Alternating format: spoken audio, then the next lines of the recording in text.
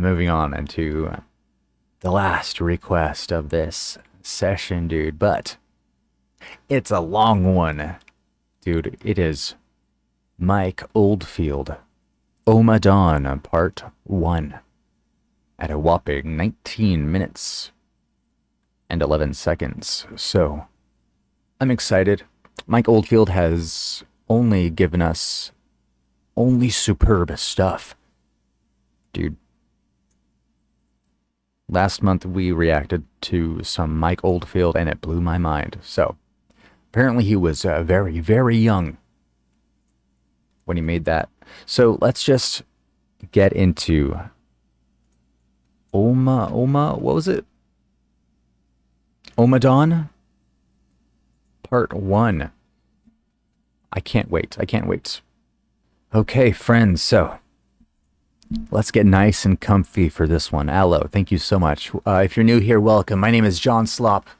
I'm a millennial who's passionate about listening to music, especially long-form music entertainment. Now, this is something special. Like I said, we've checked out some Mike Oldfield before, but I mean, this just has to be something special. It's an entirely new track. It's a part 1 of a new track. It's a little bit later, I think, than the first track we've listened to. So it seems like we have a few people on this. Clodag Simmons also is associated on this track. Associated performer says in the YouTube description. Wow. So, Patreon crew, let's just take a hit and jump on into this one, dude. Omadon Part 1.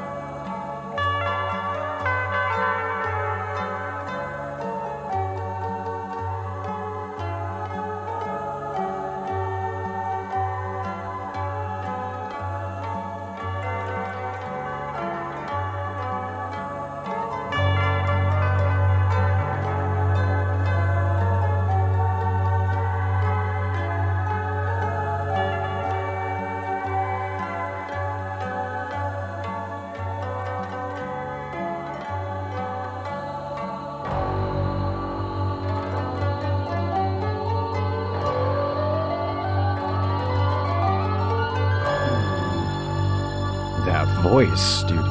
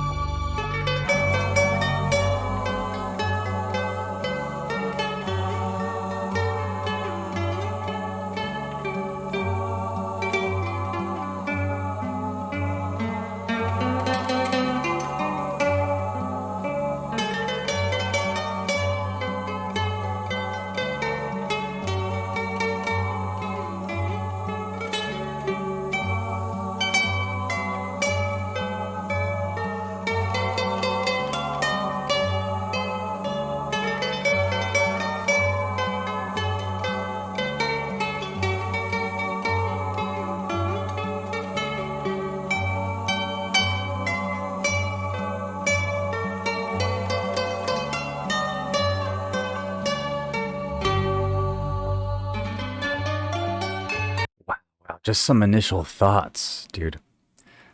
I think this is beautiful, right? Right off the bat, beautiful. I love all the acoustic instruments. I'm not sure what we first had. It almost sounded like a shamisen, dude. Now I'm pretty sure we have an acoustic guitar, just straight up. I don't know though. It might be something different. We should actually look up this album. You know, whatever album this is from. It's just Ommadawn. Okay, gotcha, gotcha. The album's called Omadon. Okay, dude, it just feels like he's creating a whole like musical body. We have like the voices harmonizing with each other, also harmonizing with uh, the bass, which feels like a heartbeat. And then we have the guitar playing. I can't wait to keep building from this. I can't wait to see where this goes. So I'm just getting lost. I'm getting lost in it in a good way. Like I'm feeling myself get thrown into the stream of this song and it's taking me along. I'm with it. I'm along for the ride. Let's continue. Yo, real quick, let me tell you about Patreon. Patreon.com/JohnSlop. Early access to all these videos, full album reactions, full movie reactions. Think about that. Let's jump back into the reaction.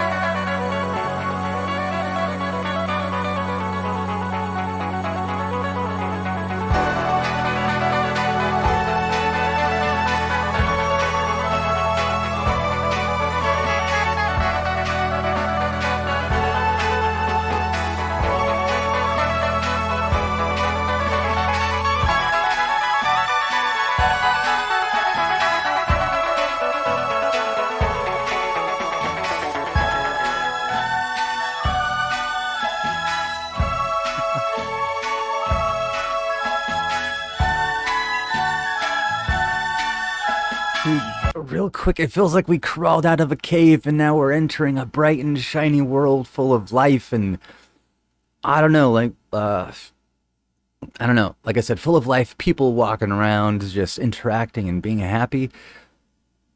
I love this. And we've also introduced a few synth aspects. Like, whoa, totally different vibe. Okay. I love this. Let's keep it going.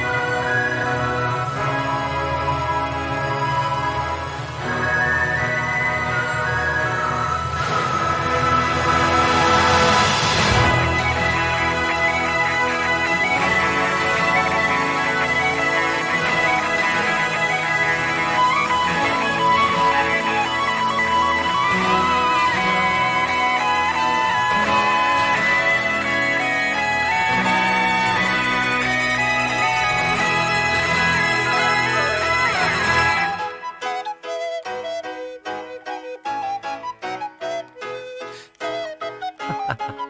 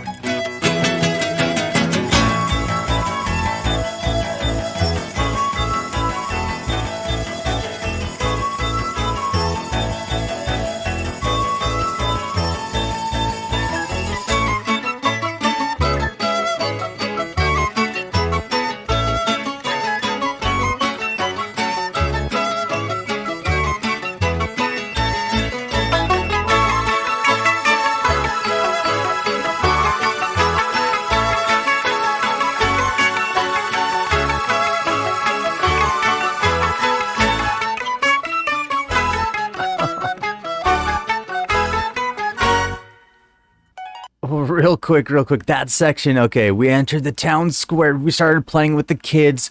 We started like a dirt rock fight. You know, where you just throw dirt and rocks at each other. It was a fun time. And now we're about to move into the next session. That was so funny. At first, I was imagining Ian Anderson hopping around with a flute, just being like a funny jester. You know, just like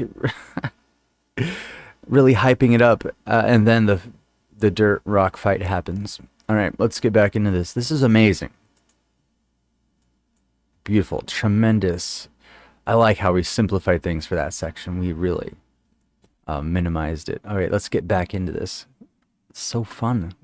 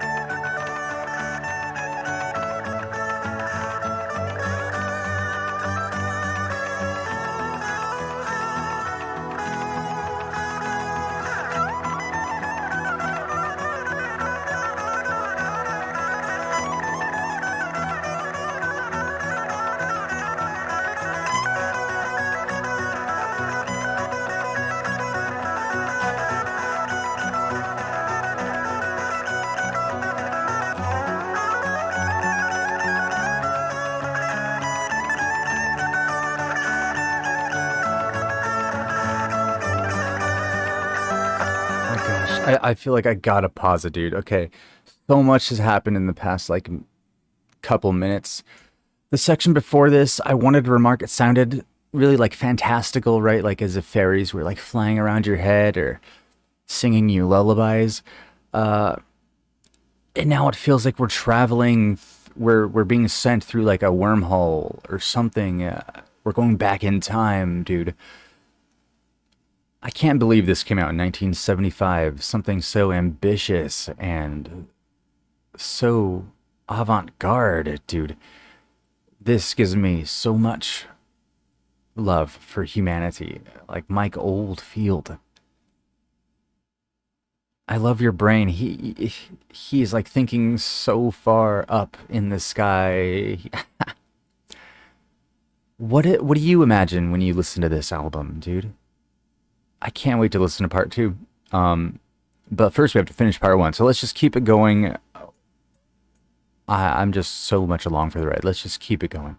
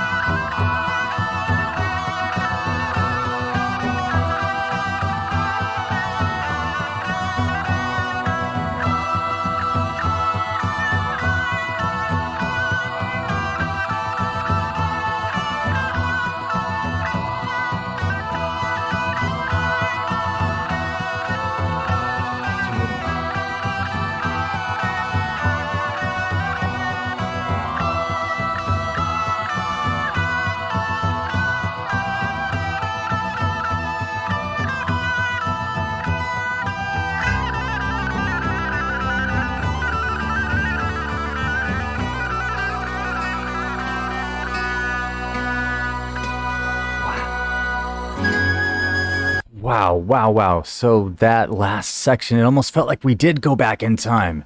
Dude, it almost feels like one of those kind of mystical kind of songs you would put if you like traveled to like another country other than US, maybe like somewhere in Eastern Asia or somewhere. You were like in a desert or something like, whoa. And then what are we going to get into next? Sorry, I just have so many thoughts, dude. This is just amazing how he's able to create these atmospheres seemingly just out of almost nothing. Well, he has his brain and the instruments, dude, and that's really all you need. Um, did Mike Oldfield ever get like big or anything? Uh, like how big did he get? I know he had to have gotten big, right? He made this fantastic album, so people had to have listened to it. Just let me know your experience with Mike Oldfield. Let's get back into it.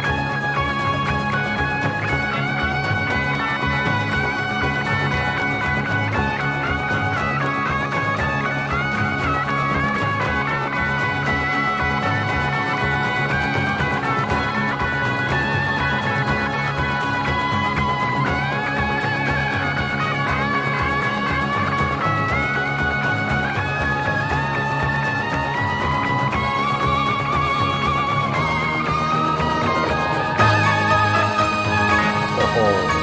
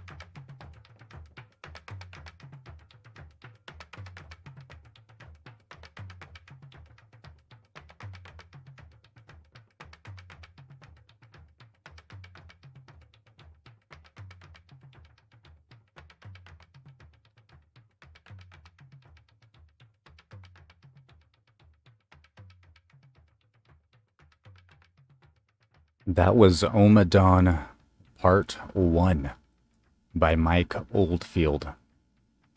I can't even believe 20 minutes has gone by that fast. Oh my gosh. An epic exhibition of guitar skills, everything skills. Holy crap, if this is anything like Tubular Bells, then Mike Oldfield did almost everything, dude. It says here we have an associated performer for the vocals, Clodagh Simmons. So let's just look up Omadon by Mike Oldfield, dude. Now this is how you do a 20-minute track, friends.